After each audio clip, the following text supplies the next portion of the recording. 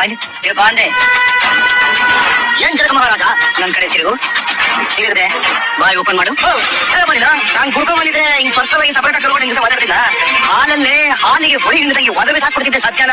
ಅಯ್ಯೋ ಅಬೌ ನನ್ನ ಮಾತು ನಂಬಪ್ಪ. ಅಬೌ ದೊಡ್ಡ ಫ್ರಾಡ್ ಪೌಡ್ರು. ಇದು ಅದನ್ನ ಹೇಳ್ತಾರಲ್ಲ, ಮೂರ್ತಿ ಚಿಕ್ಕದಾದ್ರು ಕೀರ್ತಿ ದೊಡ್ಡದು ಅಂತ, ಹಂಗೆ ಆ ಪೌಡ್ರು ಹಾಗೆಲ್ಲ ಹೇಳ್ಬಿಡ್ಬು. ಅವಳು ನಮ್ಮನೆ ಮಗಳು. ಗಾಳಿ ಸುದ್ದಿ ಕೇಳಿ ನಮ್ಮನೆ ಮಗಳ ಬಗ್ಗೆ ನಾವ್ ಅದೆಲ್ಲ ಕೆಟ್ಟದಾಗಿ ಯೋಚನೆ ಮಾಡಬಾರ್ದು ಕಣೋ. ಸುಳ್ಳಾಗಿದ್ರೆ ನಾವಿಗೆಲ್ಲ ಯೋಚನೆ ಮಾಡೋ ತಪ್ಪು. ಒಂದ್ ವೇಳೆ ನಿಜ ಆಗ್ಬಿಟ್ಟಿದ್ರೆ ಅಭಯೋ ಬೀಡಿ ಅಂಟಿಸ್ದೆ, ಬೀಡಿ ವಾಸನೆ ಬರಲ್ಲ, ಅಂಟಿದೆ, ಸ್ವಲ್ಪ ಗಮನ ಹರಿಸು. ಇದೆಲ್ಲ ಗುಂಗ್ರಮ್ಮ ನಮ್ ಸ್ವಂತ ಅಮ್ಮನಿಗೆ ಹೇಳಿರ್ತಾರೆ. ನಮ್ ಸಕ್ಕರೆ ಹೋದ ಜನ್ಮದಲ್ಲಿ ಕಾಫಿ ಸೋಸೋ ಜೋಡಿ ಆಗ್ಬಿಟ್ಟಿದ್ರು ಅಂತ ಅನ್ಸುತ್ತೆ. ಈ ಮನೋಜ ಮತ್ತೆ ಆ ಗೌಡ್ರಮ್ಮ ಏನೇ ಮಾಡಿದ್ರು ಆ ವಿಷಯ ಅವರೇ ಉಳಿಸ್ಕೊಂಡು ಬೇರೆ ಒಳ್ಳೆ ವಿಷಯ ಮಾತ್ರ ಎಲ್ಲರೂ ಸ್ಪ್ರೆಡ್ ಮಾಡ್ಕೊಂಡು ಬರ್ತಾರೆ. ನನಗೆ ಯಾಕೋ ಅನುಮಾನ. ಹೌದು, ಇದನ್ನ ನಿನಗೆ ಯಾರು ಹೇಳಿದ್ದು? ಅದು ನಿನಗೆ ಬ್ಯಾಡಕ್ಕೆ ಬೇಡ ನೋಡ. ನಾನು ನಿನಗೆ ಈ ವಿಷಯ ಹೇಳ್ಬೇಕಾಗಿತ್ತು, ಬಂದು ಹೇಳ್ಬಿಟ್ಟಿದೀನಿ. ಅಯ್ಯೋ ಪ್ಲೀಸ್, ನೀನು ಈ ವಿಷಯ ಯಾರು ಬಾಯ್ಬಿಡ್ಬೇಡ. ನೋಡ, ಗರ್ವ ಒಳಗಿರಬಹುದು, ಆದ್ರೆ ಗರ್ವ ಯಾವಾಗ್ಲೂ ಒಳಗೆ ಇರ್ತದ. ಇವತ್ತಲ್ಲ ನಾಳೆ ಆಚೆ ಬಂದೇ ಬರ್ತದೆ ಅಲ್ವಾ? ಆವಾಗ ಎಲ್ಲರಿಗೂ ಗೊತ್ತಾಗ್ಲಿ ಬಿಡು. ಏನ್ರಿ ಹೇಳ್ತಿದ್ದೀರಾ ನೀವು? ರೋಹಿಣಿ ನಮ್ಮನೆ ಸೊಸೆ, ಅವಳ ಬಗ್ಗೆ ಹೀಗೆಲ್ಲ ನನ್ ಕಿವಿ ಕಿಟ್ಟಿದ್ದನ್ನ ನಾನು ಏನ್ ಕಿವಿ ಹಾಕ್ತಾ ಇದ್ದೆ. ಇದೇ ವಿಷಯ ಬೇರೆ ಯಾರು ಗೊತ್ತಾದ್ರೆ ಖಂಡಿತವಾಗ್ಲೂ ದೊಡ್ಡದು ಮಾಡಿ ವಿಷಯಕ್ಕೆ ಆಸ್ಪತ್ರೆಗೆ ಹೋಗ್ತಾರೆ. ಅವ್ರಿಗಿನ್ನೂ ಮೊದಲ ಮಗುನೇ ಆಗಿರಲ್ಲ. ಪ್ರಶ್ನೆ ಸರಿ ಇದೆ, ಆದ್ರೆ ನನ್ನ ಕೇಳ್ತಾ ಇರುತ್ತೋ ನೀನ್ ಈ ಹಿಂದೆನು ಮನೋಜನ ವಿಷಯದಲ್ಲಿ ಎಷ್ಟೊಂದು ನನ್ನಿಂದ ಮುಚ್ಚಿಟ್ಟಿದ್ಯಾ. ಅಲ್ಲರಿ, ಇದು ಆತರ ಮುಚ್ಚಿನ ವಿಷಯ ಏನ್ರಿ? ಇದು ನಿಮ್ಮ ಮಾತು ಕೇಳಿ ನನ್ಗೆ ಕೈ ಕಾಲೇ ಆಗ್ತಿಲ್ಲ ರೀ. ಮದುವೆ ಆಗಿರೋ 1 ವರ್ಷನೇ ಆಗಿಲ್ಲ ರೀ. ಇಷ್ಟು ಬೇಗ ಇಷ್ಟು ಹೇಗಿದಲ್ಲ? ಅದೇ ನನಗೂ ಅರ್ಥ ಆಗದೆ ಇರೋದು. ಇಲ್ಲ, ಈ ವಿಷಯ ನಾನು ಸುಮ್ಮನೆ ನಾನು ಈಗಲೇ ಹೋಗಿ ತಿಳಿಸ್ತೀನಿ. ಶಾಂತಿ, ಇದು ಆತರ ಪಟ್ಟು ಮಾತಾಡುವಂತ ವಿಷಯ ಅಲ್ಲ. ಒಂದು 10 ವರ್ಷ ಬಿಟ್ಟು ಮಾತಾಡಲಾಗದೆ ನನಗೆ ಸತ್ಯ ಏನು ಅಂತ ಈಗಲೇ ಗೊತ್ತಾಗ್ಬೇಕು ಅಷ್ಟೇ. ಶಾಂತಿ, ನನ್ನ ಮಾತು ಶಾಂತಿ. ನೀವು ಬಾಳ್ ಮುಚ್ಕೊಂಡಿದ್ರೆ ಸರಿ. ಏನಮ್ಮ ನೀವ್ ಮಾಡಿರಾ ಅಂತೆ. ಯಾರು ರೋಹಿಣಿ ಒಳಗಡೆ ಕೊಡ್ಸ ಚೆಕ್ ಮಾಡ್ತಾ ಇದ್ದಾರೆ. ಯಾಕಮ್ಮ, ಏನಾಯ್ತು? ಹೋಗ್ ಸೈಡ್ ಹೋಗು, ಹೋಗ ಸೈಡ್ಗೆ. ಕೇಳಿಸ್ತಿದ್ದಾನೆ ನನಗೆ, ಹೊರಾಚಿಗೆ. ಅಮ್ಮ, ಅರ್ಧದಲ್ಲಿ ಇದೀನಿ, ಎತ್ ಬಂದ ಹೆಂಗೆ? ಅವಳು ನನ್ನ ಹೆಂಡತಿ ರೋಹಿಣಿ. ಹೋಗಲಿ, ಹೋಗ್ ನಿಂತ್ಕೊಳ್ಳಿ. ಸ್ವಲ್ಪ ಸಮಾಧಾನವಾಗಿರು. ಇಂಥ ವಿಷಯದಲ್ಲಿ ಹೇಗೆ ಸಮಾಧಾನ ಆಗಿರಕ್ಕಾಗತ್ತೆ? ನನಗೆ ಹುಚ್ಚು ಹುಚ್ಚಿರ್ತದೆ. ನಿಮ್ಗೇನಾಗಿದೆ? ನಿನ್ನ ಬಗ್ಗೆ ಇಂಥ ವಿಷಯ ಕೇಳ್ತೀನಿ ಅಂತ ನಾನು ಅನ್ಕೊಂಡಿರ್ಲಿಲ್ಲ ಕಣೆ. ಏನ್ ಹೇಳ್ತಿದ್ರು ನನಗೆ ಗೊತ್ತಾಗ್ತಿಲ್ಲ. ನೀನು ಚಿದಂಬರ ರಹಸ್ಯ ಆಯ್ತಾಗೆ ಕಣೆ. ನೋಡು, ಏನಾಗ್ತಿದೆ ಅಂತ ಹೇಳ್ಬಿಡು. ನಿಂಗೆ ಯಾವ್ದ್ರ ಬಗ್ಗೆ ಮಾತಾಡ್ತಿದ್ದೀರಾ ಅಂತಾನೆ ಅರ್ಥ ಆಗ್ತಿಲ್ಲ. ಅರ್ಥ ಆಗುತ್ತೆ, ಎಲ್ಲ ಅರ್ಥ ಆಗುತ್ತೆ ಕಣೆ. ನಾನೀಗ ಕೇಳೋ ಪ್ರಶ್ನೆಗೆ ಮುಚ್ಚು ಮರೆ ಇಲ್ಲದೆ ಉತ್ತರ ಕೊಡು ಸಾಕು. ಏ ಗುಂಗ್ರಿ, ನೀನು ಮೊದಲನೇ ಹೆರಿಗೆ ಯಾವಾಗ ಆಯ್ತು? ಏನಮ್ಮಾಗಿದೆ ನಿನಗೆ? ಒಂದು ಸಲ ಬಸ್ಸೇ ಆಗಿಲ್ಲಮ್ಮ. ಗಿಡವೆ ಹೆಂಗಾಗುತ್ತೆ? ಯಾಕೆ ಎಲ್ಲರೂ ಮುಂದೆ ನಿಲ್ಸ್ಕೊಂಡು ಹಿಂಗ್ ಬೈತಿದ್ಯಾ? ಮುಚ್ಕೊಂಡು ಹೋಗ್ಬೇಕು. ನೀನ್ ಹೇಳಿ, ಇದಕ್ಕೂ ಮುಂಚೆ ನೀನು ಬಸ್ರಿ ಆಗಿದ್ಯಾ? ಮತ್ತೆ ಅದು ಅಷ್ಟೇ ಇದು ಅಷ್ಟೇ ಅಲ್ಲ. ನಾನು ನಿನ್ನ ಕರ್ಕೊಂಡ್ ಬಂದಿದ್ದೀವರೆಗೆ ನಾನು ಕರ್ಕೊಂಡ್ ಬಂದ ಸಭೆ ನೀನು. ನಿನ್ನ ನಾನು ತಲೆ ಮೇಲೆ ಇಟ್ಕೊಂಡು ಮೆರೆಸಿದ್ದೀನಿ. ನನ್ನ ಹತ್ರ ಸುಳ್ಳು ಹೇಳ್ದ್ಯೋ, ಈ ಸಕ್ಕರೆ ಬೈ ಶಾಂತಿ ಯಾರು ಅಂತ ನೀನ್ ನೋಡ್ಬೇಕಾಗುತ್ತೆ. ನಾನು ಕೇಳಿದ್ದಕ್ಕೆ ಸತ್ಯ ಮಾತ್ರ ಹೇಳ್ಬೇಕು. ಈ ಹಿಂದೆ ನೀನು ಬಸ್ರಿ ಆಗಿದ್ಯಾ ಇಲ್ವಾ? ಮುಂದೆಗೆ ನೀನು ಹಾಸ್ಪಿಟ್ಲ್ಗೆ ಹೋಗಿದ್ಯಾ ಇಲ್ವಾ? ಹೋಗಿದ್ದೆ. ಅಲ್ಲಿ ನೀನ್ 2ನೇ ಸಲ ಬಸ್ರಿ ಆಗೋದಕ್ಕೆ ಚೆಕಪ್ ಬಂದಿದೆ ಅಂತ ಹೇಳಿದಾರೆ. ಹೇಳೆ, ಅಲ್ಲಿ ಯಾಕೆ ಹಾಗೆಲ್ಲ ಹೇಳ್ತಿದ್ದಾರೆ ಹೇಳು. ನೀನು ಮೊದ್ಲೇ ಒಂದ್ಸಲ ಬಸ್ರಿ ಆಗಿದ್ಯಾ?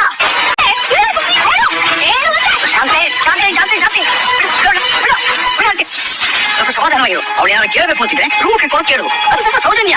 ನೀವು ಬಾಯಿ ಮುಚ್ಕೊಂಡಿರಿ, ಮಾತಾಡಬೇಡಿ ಅಂದೆ. ಈ ವಿಷಯ ಎಲ್ಲರ ಮುಂದೆ ಬಯಲಾಗಿದೆ. ಎಲ್ರಿಗೂ ಸತ್ಯ ಗೊತ್ತಾಗ್ಲಿ ಬೇಕು ಅಷ್ಟೇ. ಹೋಗಿ ಆ ಕಡೆಗೆ. ಹೇಳೆ, ನಾನ್ ಕೇಳ್ತಾ ಇರೋದಕ್ಕೆ ಉತ್ತರ ಕೊಡು ಅಂದೆ. ನಿನ್ ಜೀವನದಲ್ಲಿ ಅದೇನಾಗಿದೆ ಅಂತ ಹೇಳಿದ್ರೆ ಸರಿ.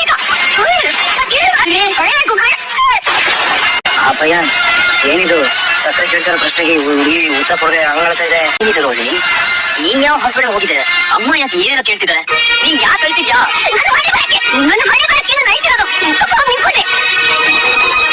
ಗುಂಗ್ರಿ, ನೀನಿನ್ನೂ ಉತ್ತರ ಕೊಟ್ಟಿಲ್ಲ ಕಡೆ. ಹೌದು ಅಂದೆ. ನಾನು 2ನೇ ಸಲ ಬಸ್ರಿ ಆಗೋದಕ್ಕೆ ಅಂತಾನೆ ಚೆಕಪ್ ಮಾಡ್ಸೋದಕ್ಕೆ ಹೋಗಿದ್ದು. ರೋಹಿಣಿ, ಏನ್ ಹೇಳ್ತಿದ್ಯಾ? ನೀನು 1 ಸಲ ಬಸ್ರಿ ಆಗಿಲ್ಲ. 2ನೇ ಸಲ ಇಲ್ಲ ಮನೋಜ್, ನಾನು ಆಲ್ರೆಡಿ 1 ಸಲ ಬಸ್ರಿ ಆಗಿದ್ದೆ.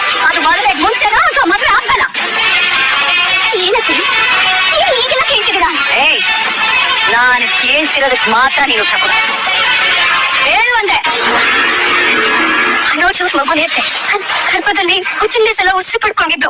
ಏನೋ ಮಾಡಿರ್ತಾ ಇದೆಯಾ ನೀನು? ಮದುವೆ ಆದ್ಮೇಲೆ ಉಸಿರಿ ಆಗಿದ್ಯಾ? ಅದು ಮಗ ರೋಹಿಣಿ, ನನಗ್ ಗೊತ್ತೇ ಇಲ್ಲ ನೀನ್ ಯಾವ ಬಸ್ ಆಗಿದ್ದೆ. ತಿಂಗಳ ಹಿಂದೆ ಆಗಿದ್ದೆ ಮನೋಜ್.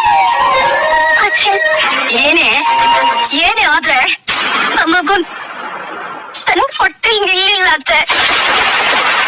ಅಬಾರ್ಷನ್ ಆಗೋಯ್ತು. ಅಪೋಷನ್ ಆಗೋಯ್ತಾ? ಹೌದು ಮನೋಜ್, ನಮ್ಮ ಮಗು ಈ ಭೂಮಿ ಮೇಲೆ ಬರೋಕ್ಕಿಂತ ಮುಂಚೆನೆ ನಾವ್ ಅದನ್ನ ಕಳ್ಕೊಂಡ್ಬಿಟ್ವಿ. ಹೀಗಾಯ್ತು ಅಂತ ನೀನ್ ಯಾಕೆ ನನ್ನ ಹತ್ರ ಹೇಳಿಲ್ಲ? ಮನೇಲೆ ಇವಾಗ ಬಂದು ಹೇಳ್ಬೇಕು ಅಂತ ಅನ್ಕೊಂಡೆ ಅತ್ತೆ. ಅಷ್ಟರಲ್ಲಿ ನಮ್ ತಂದೆ ಜೈಲ್ಗೆ ಹೋಗಿದ್ದಾರೆ ಅಂತ ಮಾವ ಇಲ್ಲಿ ಬಂದು ಹೇಳಿದ್ರು.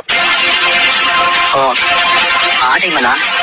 ನಮ್ ತಂದೆಗೆ ಹಾಗಾಗಿದೆ ಅಂತ ಗೊತ್ತಾಗಿ ತುಂಬಾ ಶಾಕ್ ಆಯ್ತು. ಆ ಪರಿಸ್ಥಿತಿಲಿ ನಾನು ಇದನ್ನ ಜಾಸ್ತಿ ಹೇಳ್ಕೊಡೋದಕ್ಕಾಗಿಲ್ಲ. ದಿನ ರಾತ್ರಿ ಕೂತ್ಕೊಂಡು ಹೇಳ್ತಿದ್ದೆ ಗೊತ್ತಾ. ಇದ್ರ ಬಗ್ಗೆ ಯೋಚನೆ ಮಾಡಿ ಮಾಡಿ ಆ ಸ್ಟ್ರೆಸ್ ಅಲ್ಲ ನನಗೆ. ನಮ್ಮಮ್ಮನಿಗೆ ನನ್ ಹೊಟ್ಟೆಲ್ ಪುಟ್ಟ ಬರ್ತಾಳೆ ಅಂತ ಕಾಯ್ತಿದ್ದೆ. ಪಾಪಿ ಅಪ್ಪ ಮೊದಲನೇ ಸಲನು ಅಮ್ಮನ್ ಸಾಕಿ ಅವನಿಗೆ ಕಾರಣ ಆದ್ರು, ಎರಡನೇ ಸಲನು ಅವನಿಗೆ ಕಾರಣ ಆದ್ರು, ಎರಡನೇ ಸಲನು ನನ್ನ ತಾಯಿನ ಕಳ್ಕೊಂಡ್ಬಿಟ್ಟೆ. ನಾನು ಎಲ್ಲ ಮುಂದೆ ಹೇಗೆ ಹೇಳ್ಕೊಳ್ಳಿ? ಯಾರಾದ್ರೂ ನನಗೆ ಹೇಳ್ಕೊಡಿ ಪ್ಲೀಸ್. ಈ ಮನೆ ಓದಿದ್ರೆ ಮಗು ನಿನ್ನ ಹೊಟ್ಟೆಲ್ ಬಿಟ್ಟಿದೆ ಅಂತ ಗೊತ್ತಾದ ತಕ್ಷಣ ಒಂದ್ಸಲ ನನಗೆ ಹೇಳಿದ್ರೆ ಮಾಡ್ಕೊತಿದ್ರಲ್ಲಮ್ಮ. ಈ ಮನೆ ವಂಶೋದ್ಧಾರಕನ ಕಳ್ಕೊತಿರ್ಲಿಲ್ವಲ್ಲಮ್ಮ. ಹೇಳ್ಬೇಕು ಅನ್ಕೊಂಡೆ ಅತ್ತೆ. ನಾನು ಈ ವಿಷಯನ ಅವತ್ತು ಹೇಳಿದ್ರೆ ಇವತ್ತಿನ ಹಾಗೆ ನೊಂದ್ಕೋತಿದ್ರೆ. ಅಷ್ಟೇನು ಮನೋಜ್ ಕೆಲ್ಸನೂ ಇರ್ಲಿಲ್ಲ. ಈ ವಿಷಯ ಗೊತ್ತಾಗಿದ್ರೆ ತುಂಬಾ ಟೆನ್ಷನ್ ಮಾಡ್ಕೋತಿದ್ರು. ಅದಕ್ಕೆ ಈ ವಿಷಯನ ಯಾರಿಗೋ ಹೇಳಿದ್ರೆ ನನ್ನ ನೋವನ್ನ ನನ್ನೊಳಗೆ ಇಟ್ಕೊಂಡ್ಬಿಟ್ಟೆ. ಯಾರಿಗೂ ನೋವು ಮಾಡಬಾರ್ದು ಅನ್ನೋ ಒಂದೇ ಒಂದು ಇಂಟೆನ್ಷನ್ ನನಗೆ. ನಾನು ಈ ವಿಷಯನ ಯಾರಿಗೂ ಹೇಳಿಲ್ಲ. ಅದನ್ನ ಬಿಟ್ಟು ನನ್ ಬೇರೆ ಯಾವ ತಪ್ಪು ಮಾಡಿಲ್ಲ ಅತ್ತೆ. ಬಿಟ್ಟು ನನ್ ಮೇಲೆ ಅನುಮಾನ ಪಡ್ಬೇಡಿ ಅತ್ತೆ. ನನಗೆ ಯಾಕಮ್ಮ ಅನುಮಾನ? ಏನಕ್ಕೋ ಮನೋಜನಕ್ಕೋ ಮಗು ಹೋಗ್ಬೇಕು ಅಂತ ನಾನು ದೇವ್ರನ್ನ ದಿನ ಬೇಡ್ಕೊತೀನಿ ಗೊತ್ತಾ. ನೀನು ಈ ವಿಷಯನ ನನ್ನ ಹತ್ರ ಮುಚ್ಚಿಟ್ಟೆ ಅನ್ನೋ ಕೋಪ ಅಷ್ಟೇ ನನಗೆ. ನಿಮ್ ಮಾವ ಬಂದ ಈ ವಿಷಯನ ನನಗೆ ಹೇಳ್ತಿದ್ದ ಹಾಗೆ ನನಗೆ ತುಂಬಾ ಕೋಪ ಬಂತು. ಆ ಕೋಪದಲ್ಲಿ ನಿನ್ ಮೇಲೆ ಕೂಗಾಡ್ಬಿಟ್ಟೆ ಅಷ್ಟೇ. ಅಪ್ಪ, ರೋಹಿಣಿ ಯಾರ ಮನ್ಸ್ಗೂ ನೋವಾಗಬಾರ್ದು ಅಂತ ಈ ವಿಷಯ ಮುಚ್ಚಿಟ್ಟಿದ್ದು. ಅದನ್ನ ಬಿಟ್ಟು ಬೇರೆ ಯಾವ ಉದ್ದೇಶ ಇರ್ಲಿಲ್ಲಪ್ಪ. ನಿಮ್ಗೆ ಯಾರು ಇದ್ರ ಬಗ್ಗೆ ಹೇಳಿದ್ದು? ಅಮ್ಮ, ನೀನಾದ್ರೂ ಹೇಳಮ್ಮ, ಯಾರು ಈ ವಿಷಯ ಹೇಳಿದ್ದು ನಿಮ್ಗೆ? ಅವರು ಸೂರ್ಯ ಹೇಳಿ. ಏ ಸೂರ್ಯ, ಎಲ್ಲ ನಿನ್ ಕೆಲ್ಸನಾ? ನನ್ ಕಿರಿ ಬಿದ್ದ ವಿಷಯ ನಾನ್ ಅಪ್ಪನ ಕಿರಿಗೆ ಹಾಕತ್ರ ಅಷ್ಟರ. ನಿನ್ಗೆ ಹೇಳಿದ್ದು? ಓದಿ ಬಿಡ. ಏನ ನೀನು? ನಿಮ್ಗೆ ಯಾರು ಹೇಳಿದ್ದು? ರವಿ ಹೇಳಿದ್ದು ನನ್ಗೆ. ರವಿ, ಏನ ಇದೆಲ್ಲ ನಿನ್ಗೆ ಯಾರು ಹೇಳಿದ್ದು? ಟೆನ್ಷನ್ ಆಗ್ಬೇಡ ಇರೋ. ಹೇಗೂ ಟೆನ್ಷನ್ ಅಂತ ಇರೋಕ್ಕಾಗುತ್ತೆ? ಈ ವಿಷಯ ನಿನಗೆ ಗೊತ್ತಾಯ್ತು. ನಿನ್ಗೆ ಯಾರು ಹೇಳಿದ್ದು? ಸುದ್ದಿ ನನಗೆ ಯಾರು ಹೇಳಿದ್ದು ಅಂತ ಮತ್ತೆ ಕೇಳ್ತೀರಲ್ವಾ? ನಿನಗೆ ಯಾರು ಹೇಳಿದ್ದು? ನೀನವ್ರು ಹೇಳಿದ್ದು.